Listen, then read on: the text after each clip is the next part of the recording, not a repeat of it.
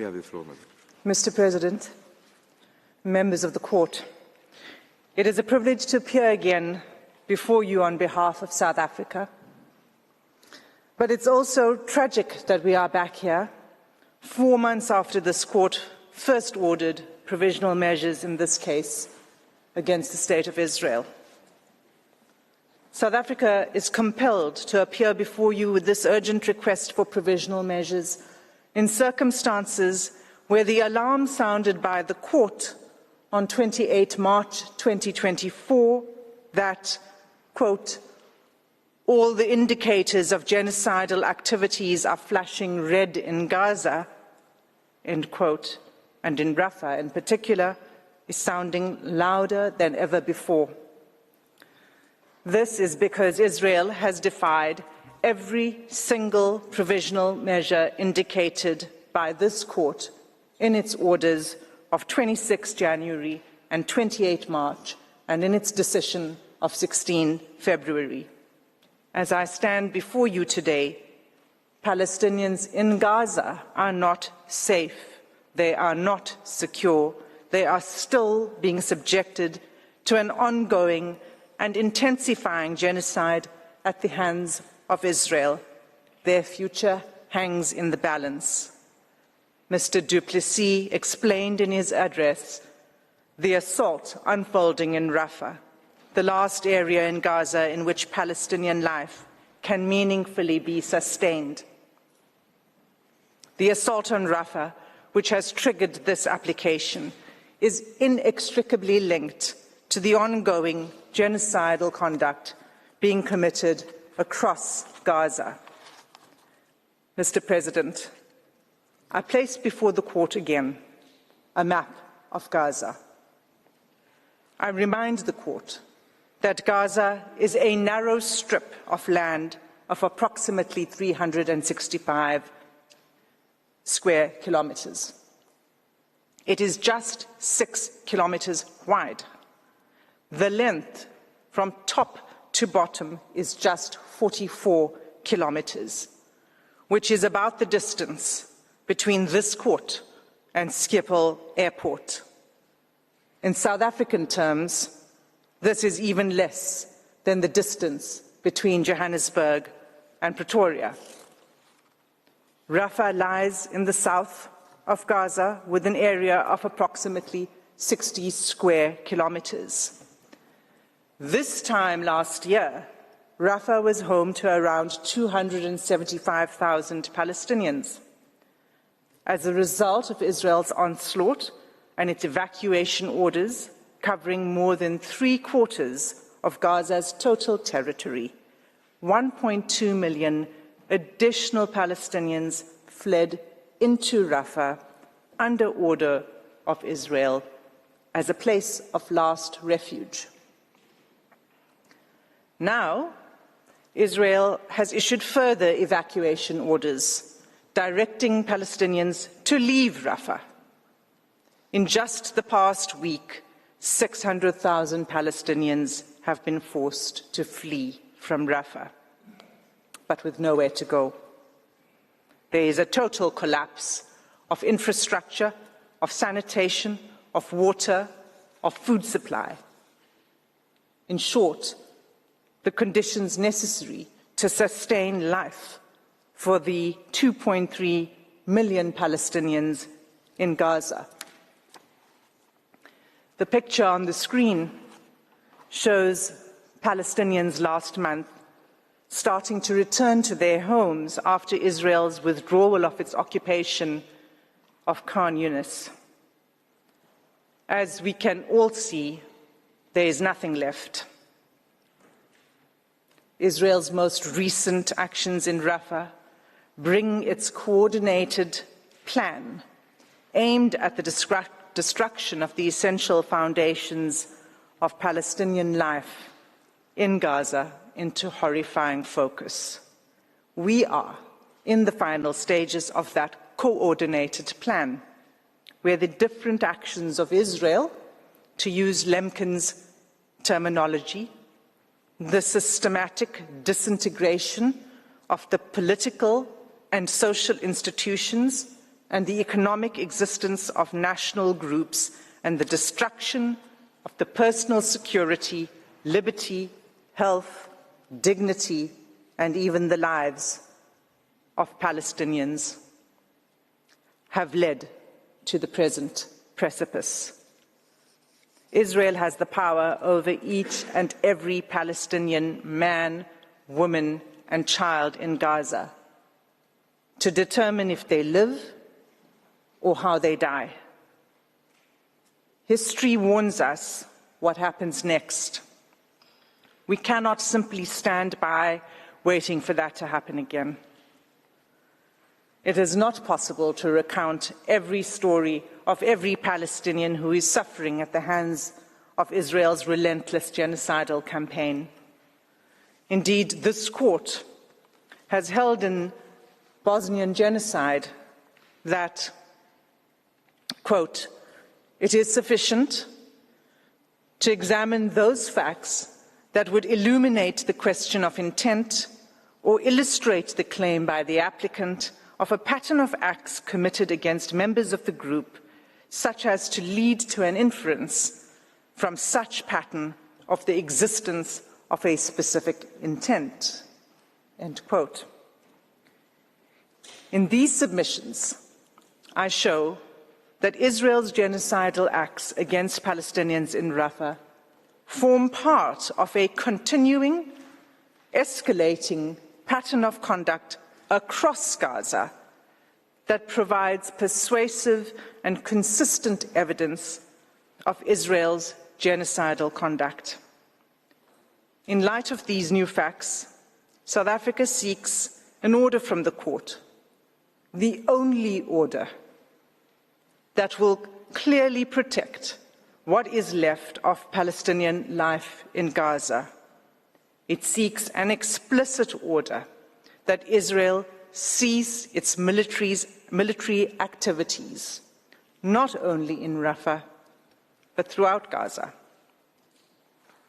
Turning then to the genocidal acts, in my remaining time before you, I will highlight the following features of the genocidal campaign by Israel.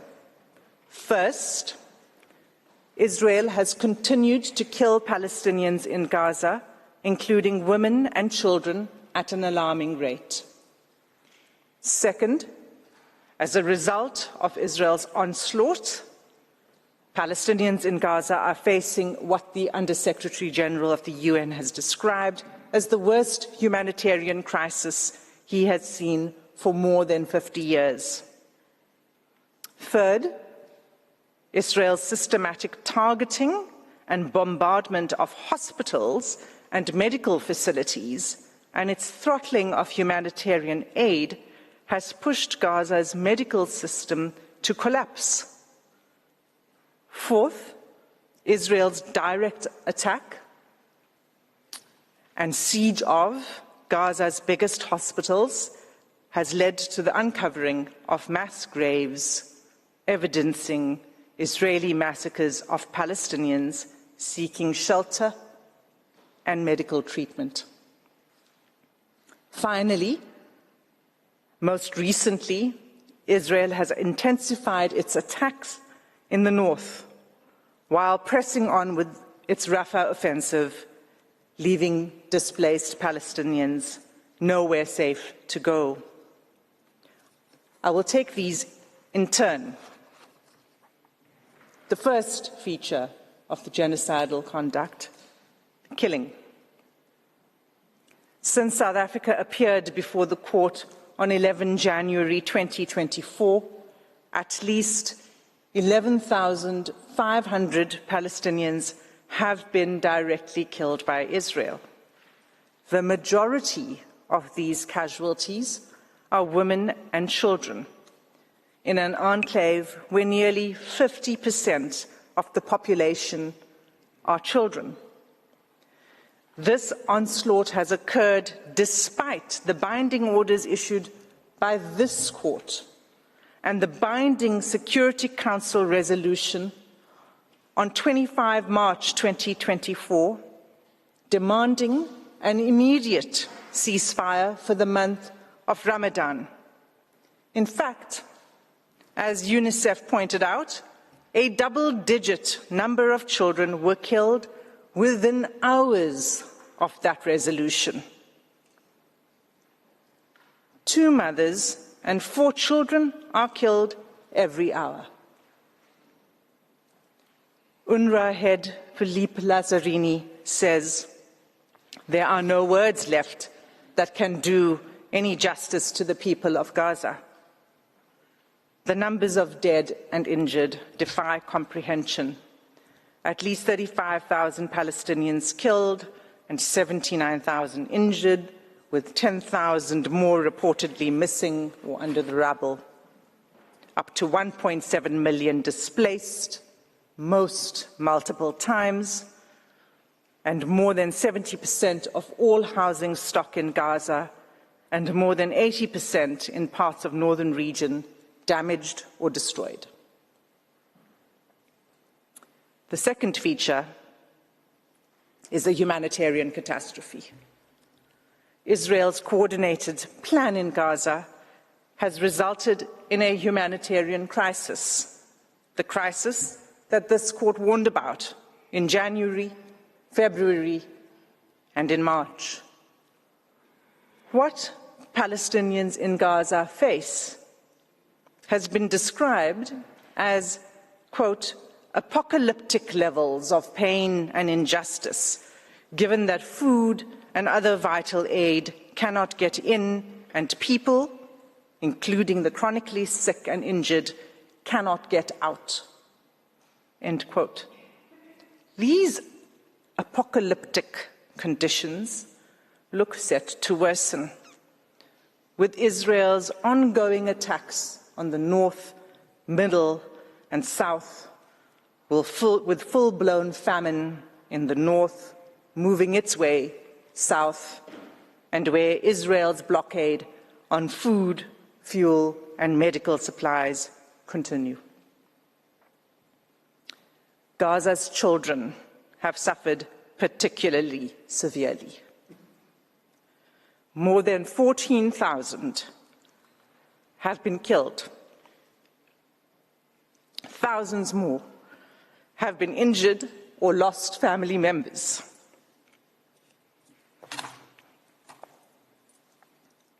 While an estimated 17,000 children are unaccompanied or separated.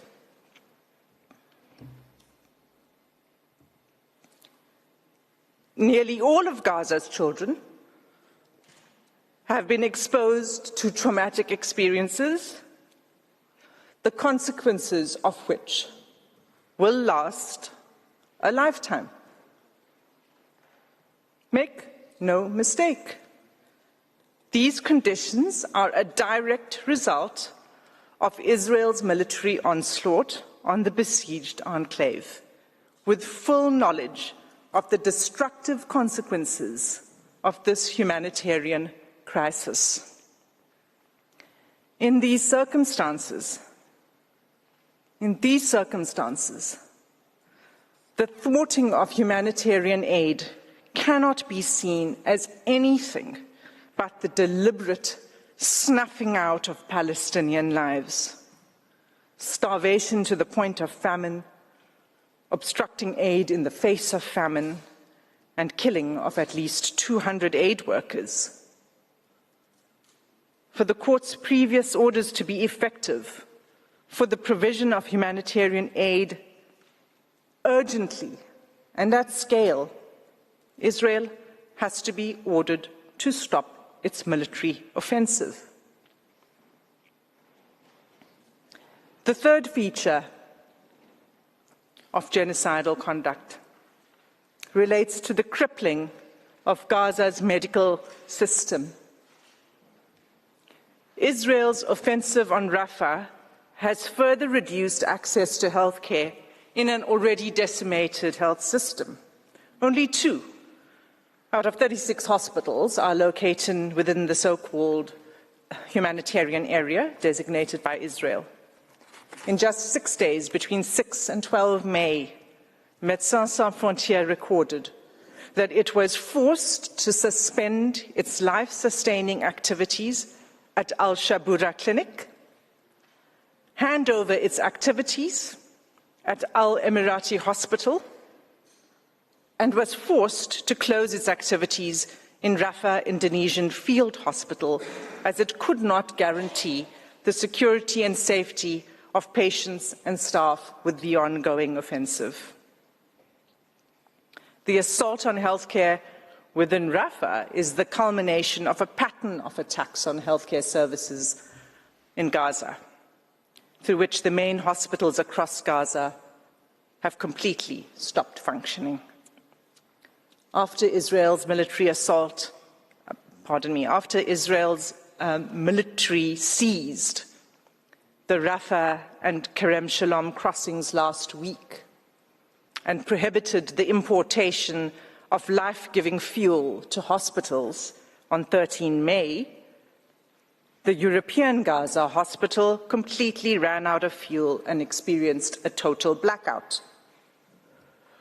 Without fuel, hospitals cannot sustain incubators, respirators, and life-saving machinery. Healthcare in Gaza is crippled by shortages of food, fuel, oxygen, medicines, and anesthetics.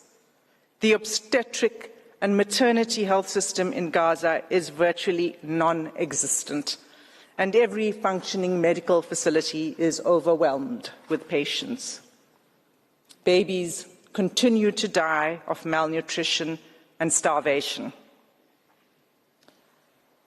Nor is there any escape. Medical evacuations are impossible. Israel has seized control of all entry and exit points into and out of Gaza, trapping an already suffering population and inflicting conditions of life calculated to bring about Palestinians' physical and biological destruction in clear violation of Article 2C of the Genocide Convention.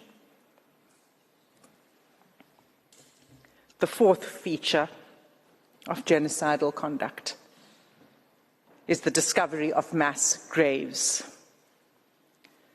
In its targeted attack on hospitals, Israel has killed hundreds of civilians, including doctors and medical staff, turning centers built for healing into mass graves full of the decomposing bodies of men, women, and children.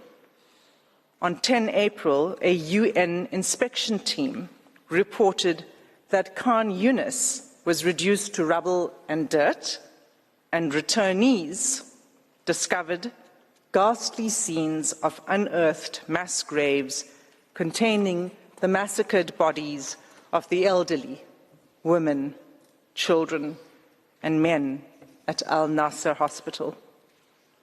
Blue scrubs reportedly still clothed the dead bodies of medical staff. Many were decapitated. 324 decomposing bodies were discovered, many stripped and handcuffed. Of these, only 42 were identified. Another 30 bodies were discovered in 2 mass graves in Al-Shifa Hospital, with only 12 bodies identified, prompting the UN Secretary General to call for the immediate access of independent investigators. These bodies included women and children, with many reportedly showing signs of torture and summary executions.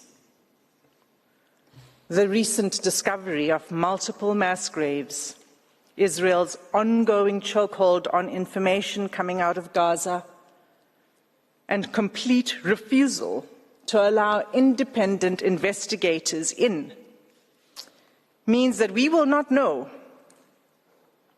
how many Palestinians have been killed by Israel's military campaign for some time, if at all, and only if the evidence is not obliterated by Israel's ongoing military operations in what Commissioner Volker Turk describes as the prevailing climate of impunity.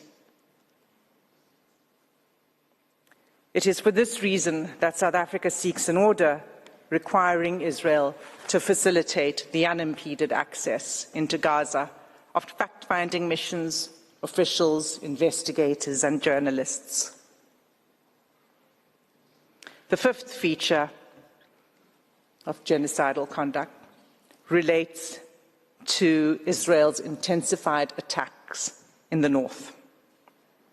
During the past week, while our eyes and attention were drawn to the horrific acts unfolding in Rafah, Israeli tanks rolled again into northern Gaza, an area that Israel reported that it had cleared many months ago.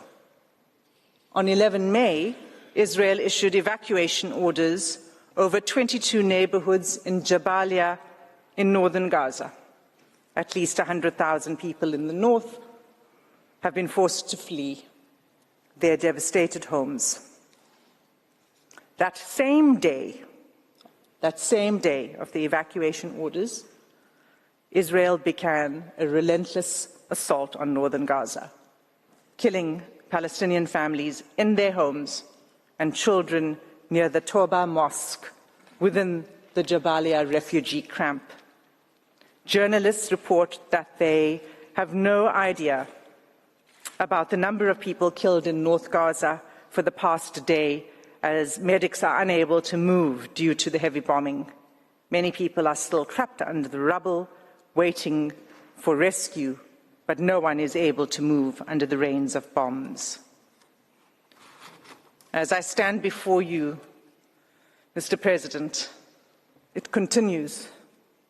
On 14 and 15 May, just yesterday, and the day before yesterday, the Israeli military issued 2 new sets of evacuation orders for all or part of 19 neighborhoods in northern Gaza, displacing even more Palestinians in search of safety. Mr. President, these are the credible facts. Israel will no doubt once again deny and cast aspersions on the information presented by South Africa and provided by the UN and other international actors, including those this court itself has relied on. It will do so while continuing to systematically attack all independent sources of information about what is taking place in Gaza and refuse international investigators and journalists entry into Gaza. Having denied access to Gaza and attempted to discredit all other sources of information, Israel is then free to portray a picture of Gaza radically at odds with all other accounts. Just yesterday, the Prime Minister's office proclaimed that, quote, "The humanitarian catastrophe that has been spoken of has not been realized, nor will it," end quote. A bold denial of the findings of UN experts and other independent agencies, such as the IPC. As this court pointed out, the IPC is a global partnership of organizations, including, amongst others, the World Food Programme, the Food and Agriculture Organization of the UN, and the World Health Organization. Ultimately, Israel says only what suits them, only if and when it suits them, notwithstanding the facts on the ground that have been presented here today. Despite the court providing Israel with an opportunity to respond to South Africa's current request, Israel has failed to submit a response. In conclusion, Mr. President, members of the court, the risks to the people of Gaza are imminent, irreparable, and rapidly increasing. This risk gives rise to the necessity for the remedy that we seek in this application, a remedy that will end Israel's genocidal campaign against Palestinians in Gaza. All of what I have described must stop. Israel must be stopped. South Africa is before you again today to respectfully ask the court to invoke its powers under Article 75(2) of the Rules of the Court to order a remedy that will stop Israel. Mr. President, that concludes my submissions on the genocidal conduct. I thank you for your patient attention, and I ask that you call Mr. Nqukai Toby to the podium to address the court on genocidal intent. Thank you. I thank Ms. Hassim for the statement. I now give the floor